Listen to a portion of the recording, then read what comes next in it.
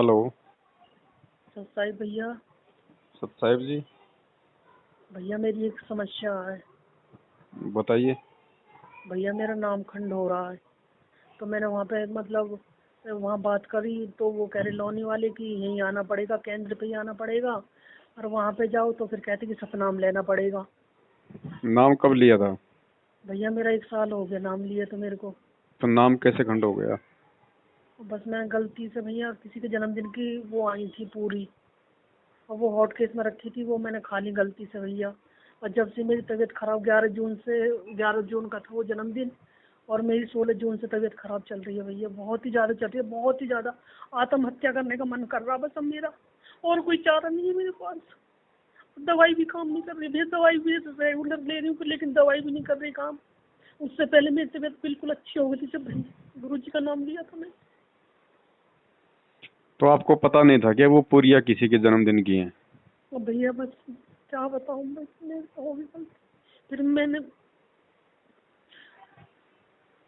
मालूम था क्या आपको? हाँ मुझे मालूम था भैया, पर मैंने खा ली। अब मुझे मालूम था भैया, मैं झूठ क्यों बोलूँ कि मैंने नहीं खाई, मुझे पता नहीं था, मुझे पता था। तो परमात्मा से अपने घर पे समय याचना करो। भैया मैंने कर ली गुरु जी, कोई मेरी सुनवाई कुछ नहीं हो रही बिल्कुल भी। तो वहां अब तो मैं जाके कैसे हो जाएगी? चारपाई में लगी पड़ी हूँ। अब मैंने मतलब करी मतलब वहाँ पे तो ये कहते हैं कि सतनाम लेना पड़ेगा, प्रथम नाम तो तुम्हारा पूरा हो चुका 4 महीने के अंदर। नहीं, मैं ये कह रहा हूँ बहन जी, वहां कैसे हो जाएगा? मैं यही तो कह रही हूँ भैया। मतलब जो भगवान है केवल नामदान केंद्र पे बैठता है क्या? वो किसी भगत के घर पे उसके दिल में वहां नहीं रहता क्या? अब मेरी यही तो समझ में नहीं आ रहा भैया, ज्योति भी सुबह को जलती है लेकिन जो मेरा अपना मन उज्ज्वल रहता था वो नहीं हो रहा बिल्कुल। अब मैं चारपाई पे हूँ बिल्कुल अब इस वो तो आपने टाइम। देखो मिस्टेक की है, आपने जो गलती की है वो तो परमात्मा कहते हैं भाई गलती करोगे तो ऑटोमेटिक परमात्मा का सिस्टम है ये, तो हाँ परमात्मा दूर भैया हो बिल्कुल जाएगा। टूट गया मेरा मेरा मेरा तो खंडित हो नाम गया नहीं नाम। टूटता बहन जी, नाम खंडित नहीं होता है, मर्यादा खंडित होती है, वो मर्यादा टूटी है आपकी। हाँ भैया वो ही हुआ बस। तो हृदय से परमात्मा से समय याचना मांगो उस चीज की। आप हृदय से चाहे अपने घर से मांग लो, चाहे नामदान से मांग लो, चाहे किसी पहाड़ पे बैठ के मांग लो। मालिक आत्मा का साथी है।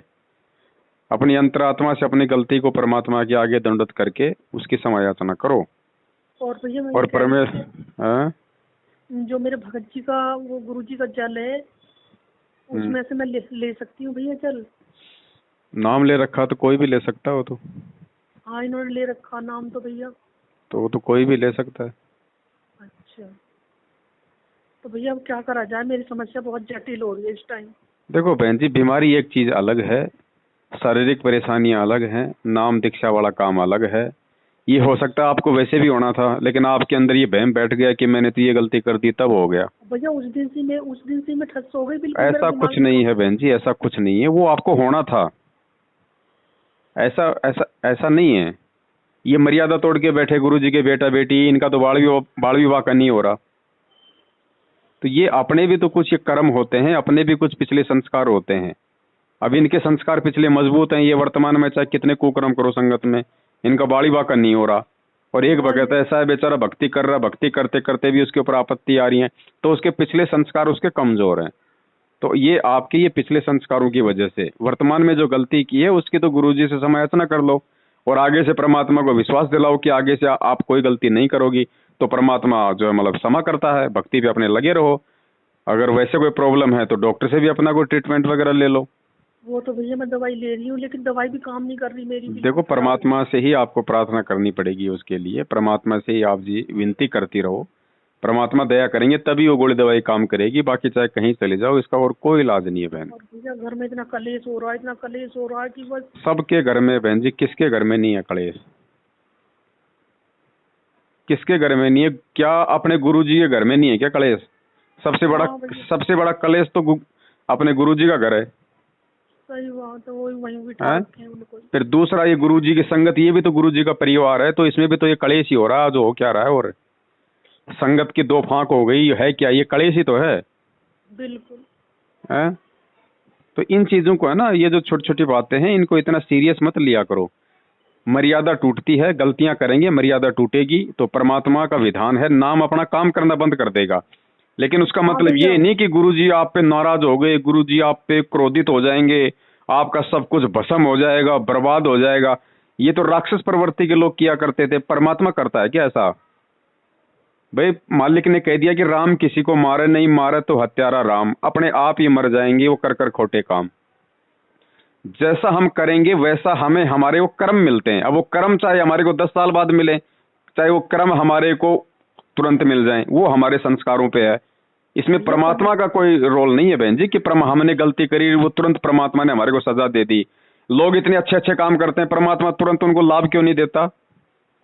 भैया समय तो मेरा बहुत लंबा खिंच गया, बहुत लंबा। सन 90 से है मेरे साथ ही समस्या, सन 90 से।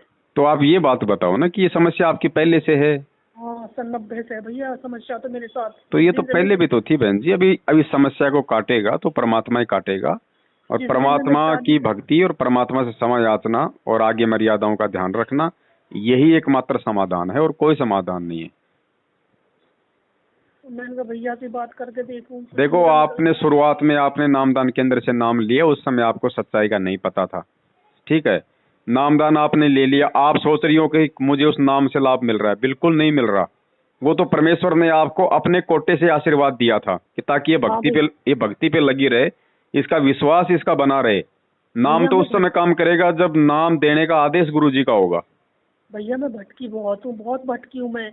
तांत्रिकों पे बहुत भटकी हूँ मैं सन 90 से, बहुत ज्यादा।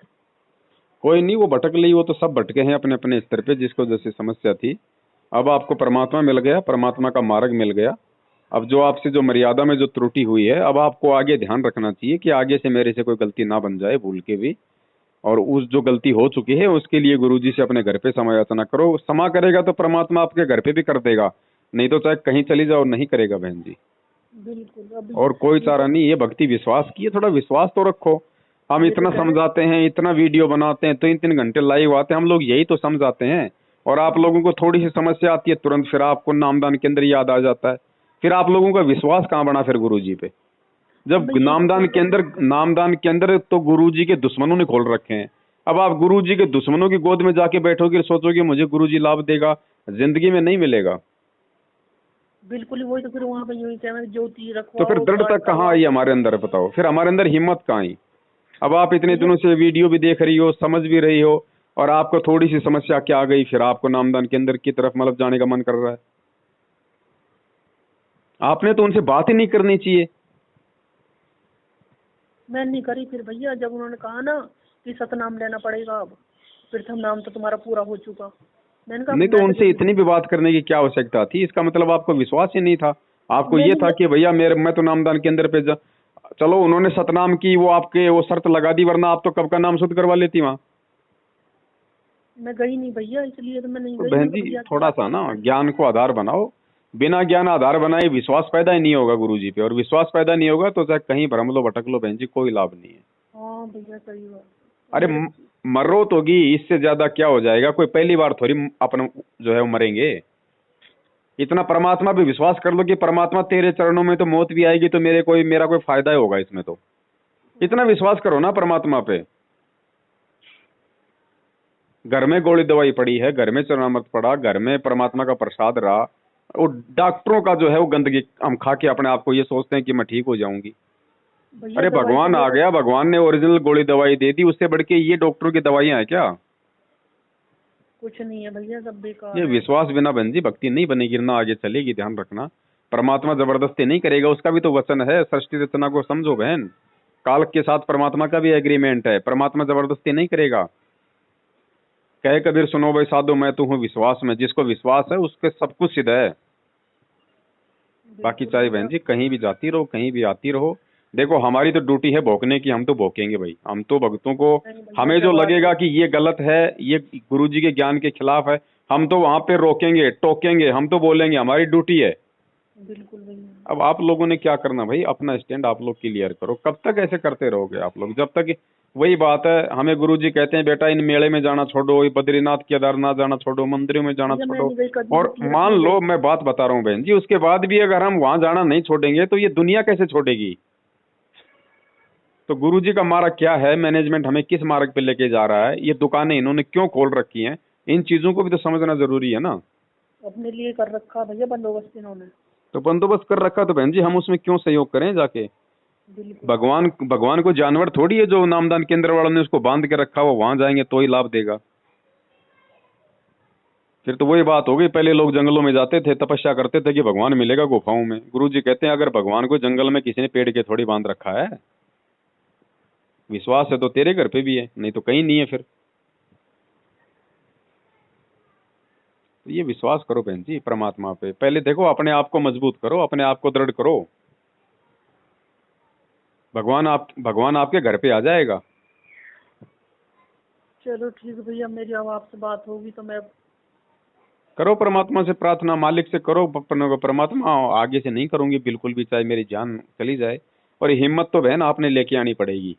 हाँ अब वो भैया। जिसका भी बर्थडे था, किसी किसी का भी था, आपको मालूम था, आपने उसको मना कर देना चाहिए था उसको उसी समय। भैया मना मैं तो कर देती हूँ, वो ये बच्चे हैं ना, बच्चे दौड़ कर लेते हैं पड़ोसे तो को। बच्चों को खाने दो ना, आपने क्यों खाए?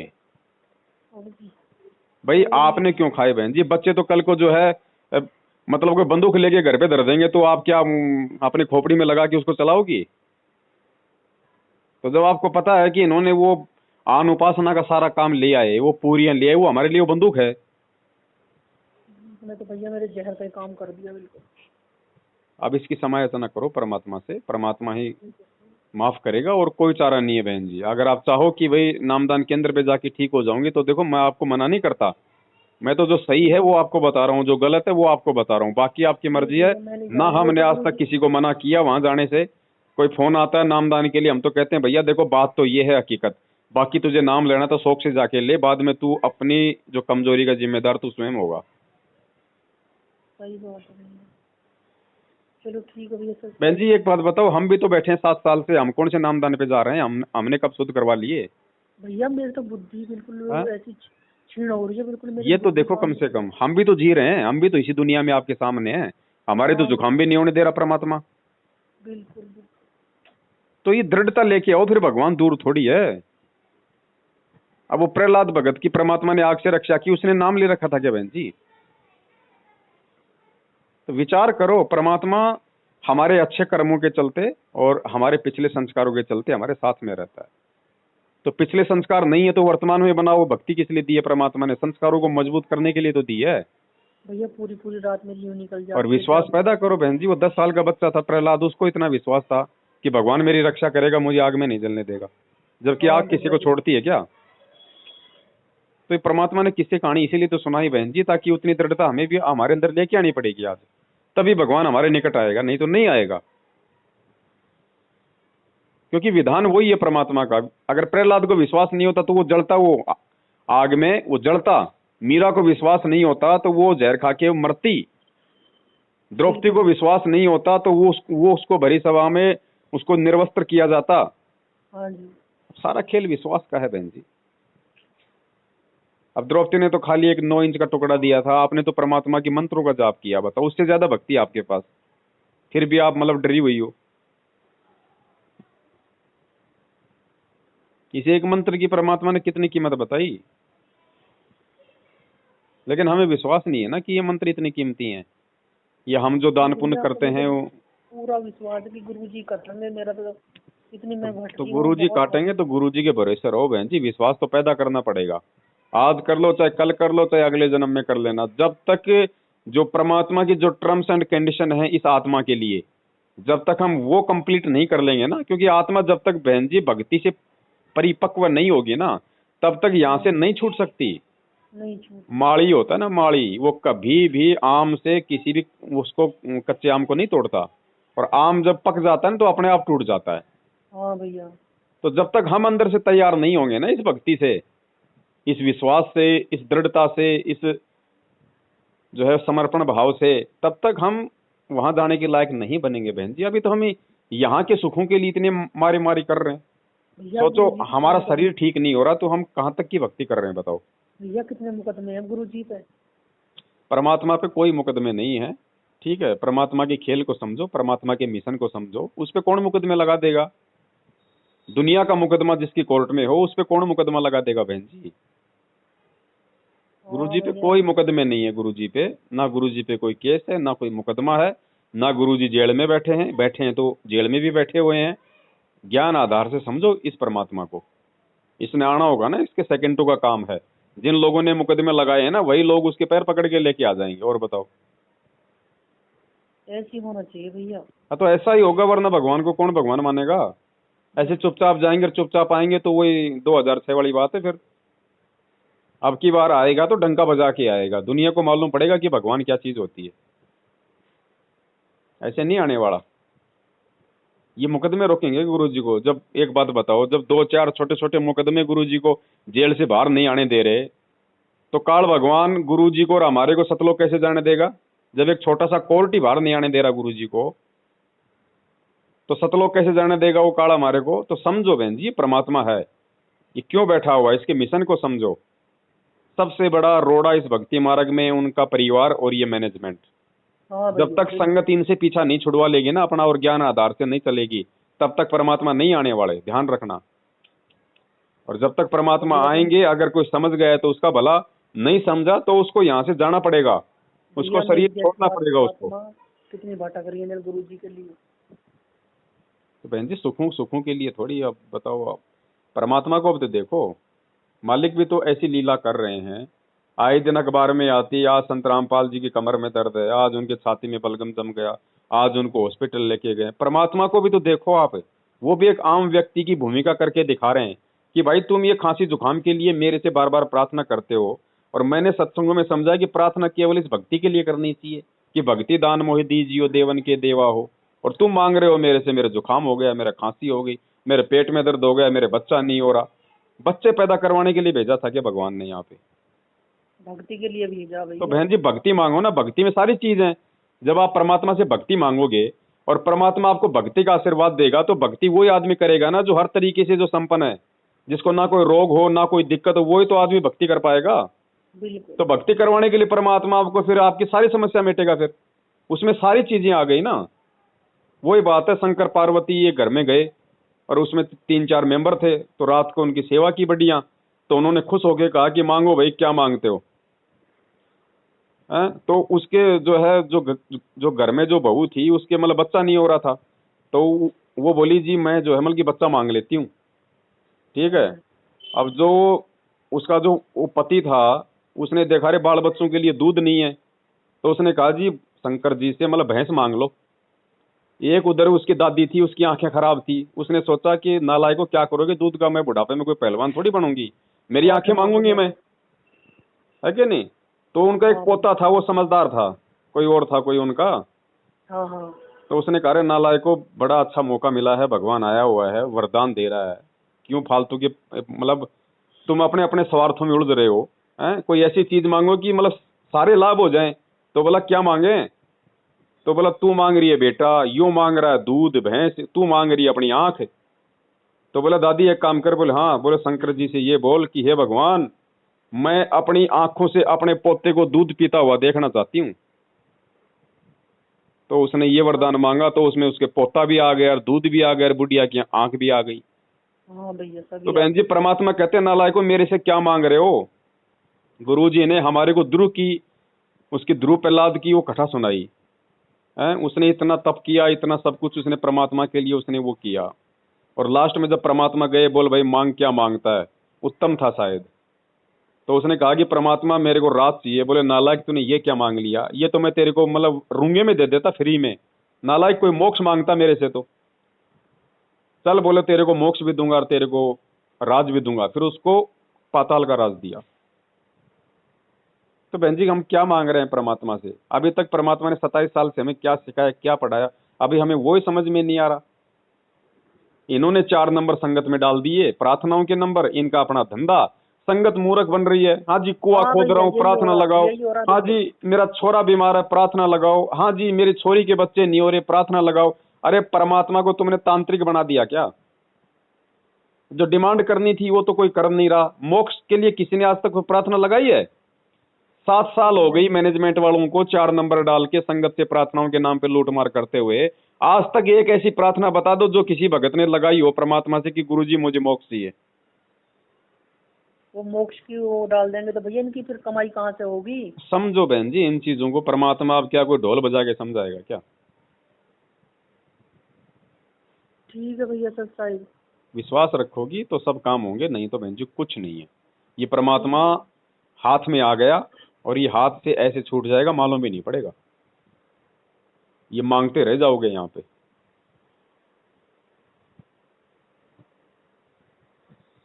ठीक है बहन जी। ठीक भैया सच साहिब। सत्संग।